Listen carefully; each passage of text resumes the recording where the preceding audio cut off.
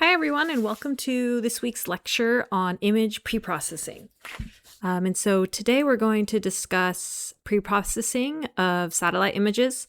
And we're going to first go over what we've covered so far in this course. And then I'll go over the main image preprocessing techniques and corrections. And then a part B lecture will include spectral indices, raster calculations in ArcPro, and other image enhancements. So let's dive in.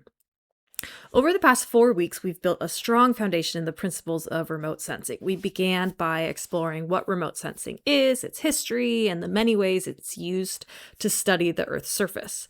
Next, we examined the electromagnetic spectrum. We learned how different land cover types interact with the electromagnetic radiation, producing unique spectral signatures. We then applied this knowledge by creating and interpreting true color and false color composite imagery to identify vegetation, water, urban areas, and other landscape features. And then finally, and most recently, we explored the sensors and the satellite platforms that collect remotely sensed data, comparing passive and active sensors. And then we looked at the 4 main satellite platforms of Landsat, Sentinel-1, Sentinel-2, and MODIS. Okay, and so this week we take the next step by moving beyond visual interpretation and learning how to extract quantitative information from satellite imagery. But first, we're going to briefly discuss the pre-processing steps that prepare an image for analyses. So when you download raw satellite data, it's not just ready to go and ready to analyze. You need to apply some corrections. And so 4 main types of corrections are radiometric correction, atmospheric correction, geometric correction, and orthorectification. And then finally is image enhancement. Sorry, I numbered these wrong. But so basically, before we can accurately analyze satellite imagery, we have to apply these pre-processing steps. And so think of pre-processing as preparing the data before performing any analyses, just as you might clean and organize data before conducting a statistical analysis. You maybe remove the outliers. It depends on what technique you're using, but you clean it up a bit. It's the same with remotely sensed imagery. You must also be prepared to ensure that the information it contains accurately represents Earth's surface. When a satellite records an image, the pixel values are affected not only by the Earth's surface, but also by the sensor itself. The angle of the sun, for example, the atmospheric conditions, those also affect the pixels. So radiometric correction adjusts those pixel values so they more accurately represent the amount of electromagnetic energy reflected from the Earth's surface. This allows us to compare images collected on different dates or by different sensors and ensures that the analyses such as NDVI, which we'll do later this week in the course, and are based on meaningful reflectance values rather than raw sensor measurements that may be inaccurate due to certain issues. So let's talk about 3 types of radiometric corrections. First, we have radiometric correction due to sensor sensitivity. So for example, optical sensors tend to create a darker fringe area on the corners, or otherwise known as vignetting. Maybe you've seen that on a filter on an Instagram photo. You can kind of adjust the vignette. That's what that is. So the sensors are sensitive and they've created a more darker area on the corners. And so you need to correct that. And that's due to the use of the lens. A second type of radiometric correction addresses the sun angle and topography. So this involves 2 factors, sunspots and shading. Sunspots occur when solar radiation is diffusely reflected onto the ground surface, creating lighter areas in an image. And then shading is the effect due to topographic relief. And these can be corrected using the angle between solar radiation direction and normal vector to ground surface. And there's a whole formula that goes into it. And you could determine a shading curve to apply to that image. And then lastly, we have atmospheric correction. So this type of correction addresses the absorption and scattering of solar radiation caused by atmospheric effects. Both the reflection or the emission of radiation from an object and path radiance, which is the atmospheric scattering, need to be corrected. And then we have atmospheric corrections. And so when sunlight travels from the sun to the Earth's surface, it must pass through the atmosphere. Along the way, some of that energy is scattered by dust or smoke, water vapor, pollution, atmospheric gases. And after reflecting off the Earth's surface, the light must pass through the atmosphere a second time before reaching the satellite sensor. So it passes through the atmosphere twice.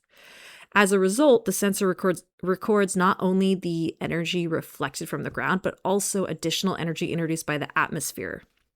Okay, and so atmospheric corrections remove these unwanted effects so the image more accurately represents the Earth's true surface reflectance. And this is especially important when comparing images collected on different dates or calculating spectral indices such as NDVI, which we will get into later this week. And so the image in the top right shows correction due to pollution before and then after. So it's much more clear and visually enhancing on the right image, which is after the correction. And then similarly, in the bottom right corner, you could see the image on the left is a before correction. And then the image on the right is shows dehazing correction applied to an image over Bangalore. So atmospheric correction, it's really important because it removes the effects of the atmosphere from satellite imagery. So some of these corrections can include things like water vapor, aerosols, atmospheric gases, and it produces a more accurate estimate of the Earth's true surface reflectance.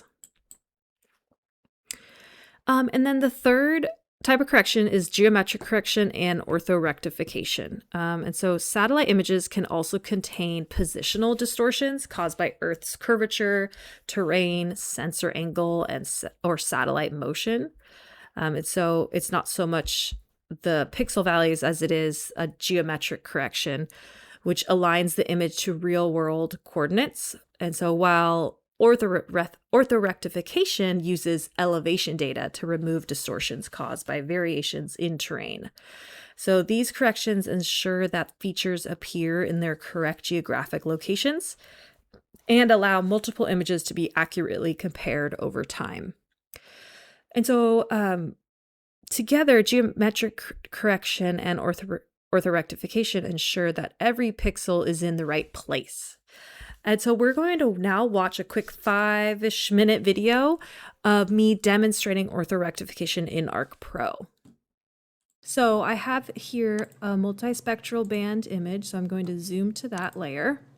And this is a multispectral band that can be downloaded from Earth Explorer or any other public online portal, and it's a satellite image.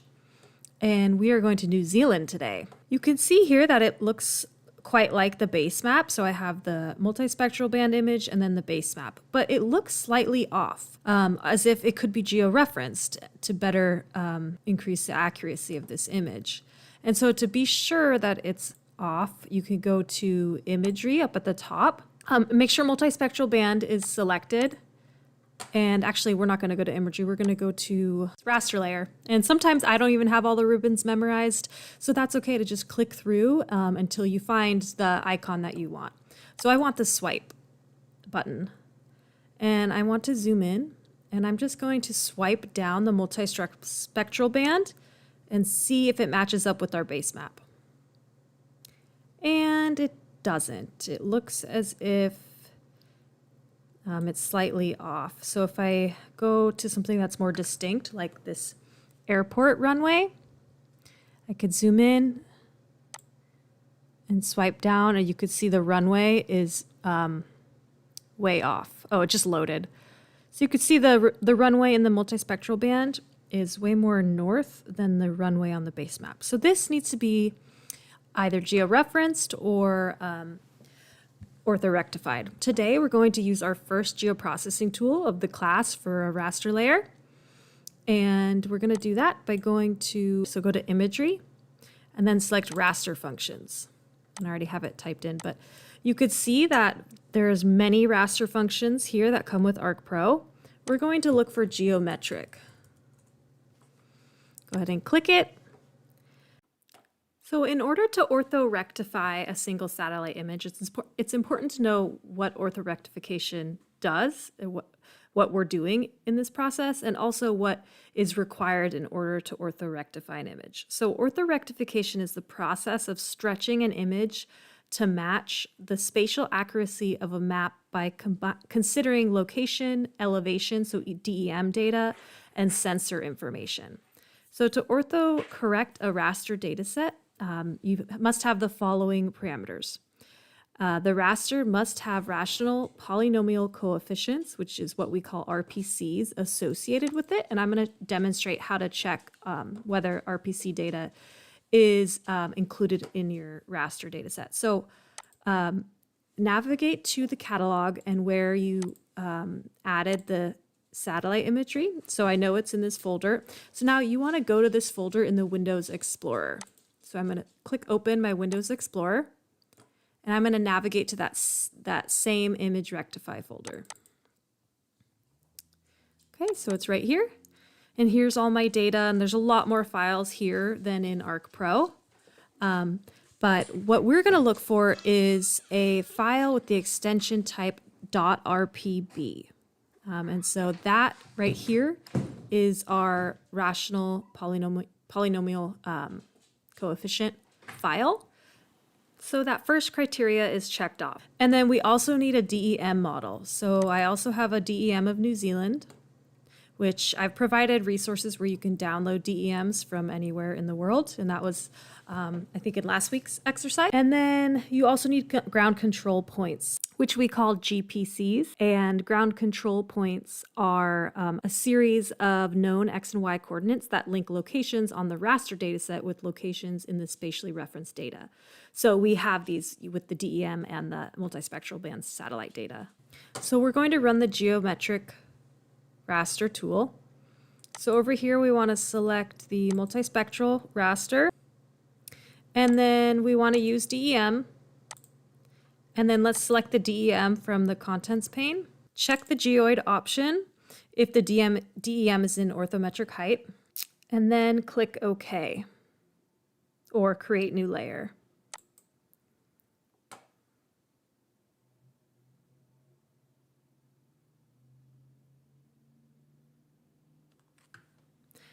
Okay, and you would see errors if you had any, but it looks like it ran successfully. So now let's turn off the multispectral bands and just see our world imagery base map. And then let's turn on the geo-rectified image. And we'll swipe down and see how let's zoom into the runway now. See how that looks now. Oh yeah, much better. So we just, and it looks like a road was built since the base map, maybe newer than the satellite image, and that's fine. But right now, then the satellite image is ready for analysis because it's been geo-rectified. Okay, so coming back to our slides here, we are now going to discuss image analysis and masking. So I'm sorry, image enhancement and masking. Image enhancement is the process of improving the visual appearance of satellite imagery to make important features easier to see and interpret. Unlike radiometric or atmospheric corrections, image enhancement does not change that underlying data. It doesn't update pixel values. Rather, it simply changes how the data is displayed. So some techniques include contrast stretching, histogram equalization, and different band compositions, which you guys have all already done. And so although image enhancement may sound like a new concept, you guys performed this in week 3 when you created true color and false color composite images by assigning those different spectral bands to the red, green, and blue display channels.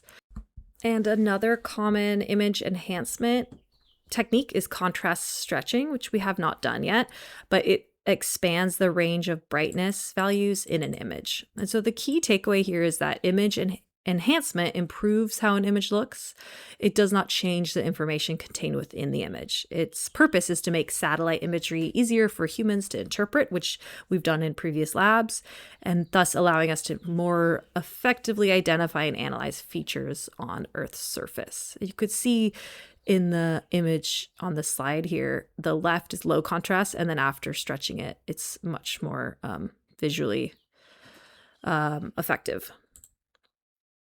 And so before we begin analyzing satellite imagery, it's important that we recognize not every pixel in an image contains useful information, right? Like not every table of data has values. Sometimes there's nulls. And so sometimes clouds, cloud shadows, snow, or other unwanted features obscure the Earth's surface. And if these pixels are included in our analysis, they can produce a pretty inaccurate result. So masking is the process of identifying and excluding these unwanted pixels so that only reliable surface information is used for analyses. Think of masking as filtering out bad data before performing an analysis. Just as you might remove incomplete or erroneous records from a spreadsheet, like I just explained, masking removes those pixels that do not accurately represent the Earth's surface. Fortunately, most Landsat and Sentinel imagery downloaded from Earth Explorer or the Copernicus Open Access Hub has already undergone these pre-processing steps, which is why we're not going to focus a lot on pre-processing in this course, in this short semester. We will focus on analyzing high-quality imagery rather than performing the pre-processing ourselves. But here are some common problems, for example, sensor noise, and then you're responsible for knowing which correction to apply. So is it atmospheric? Is it radiometric? So for sensor noise, it'd be radiometric. And then a problem with atmosphere, like haze and aerosols, it would be atmospheric correction, so on and so forth. And here's just a brief summary of today's image pre-processing. The key takeaway is that pre-processing removes errors and inconsistencies from raw satellite data. So together, these steps ensure that the image we are about to analyze is radiometrically reliable, it's atmospherically correct, geometrically accurate, and visually interpretable and free from unwanted features. So it provides a strong foundation for next steps like spectral indices, classification, and change detection, which is what we are going to get into next.